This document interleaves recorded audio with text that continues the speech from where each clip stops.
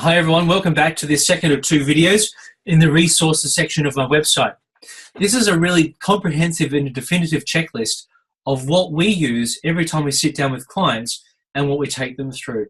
And I strongly believe that you should also start using this whether you're well advanced in your property journey or just starting out.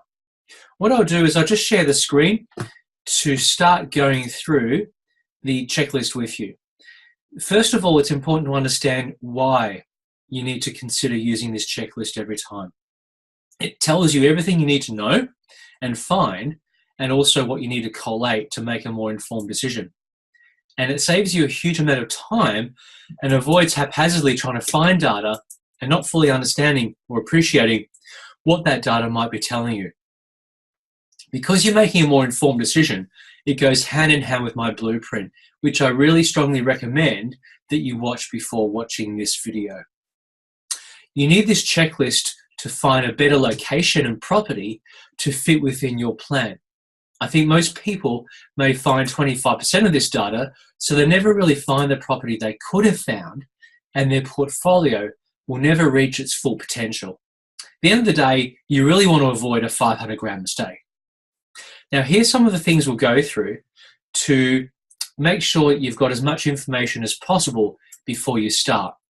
So obviously you've got a fact find, you've got a tailored plan, and you should tick yes to all of these first 5 points. You already know the strategy you're going to implement. Now we look at drilling down from country, region, and state down to suburb. Now, all of these points here, 6 to 11, will cover off how to find the best suburb. Then point number 12 is important because it covers off comparing those suburbs and assessing each of those suburbs. So you can make a short list of where you should start finding an actual property. Now, point 13 is really useful because it covers the dwelling type specific data. The sort of information you need to assess and compare for each dwelling in that area. The last section ensures you're prepared. Some of these boxes should already have a yes in them before you start researching, and some of them you can put a yes in once you've found the property. Now, if you leave anything out on this list, I think your property choice will be more speculative, more guesswork, and obviously more risky. If you're an experienced investor, for example, with, let's say, 3 or 4 properties, you still have, and you might even have your team around you. I think this will be a valuable resource for you to do even better than what you might have been doing up till now.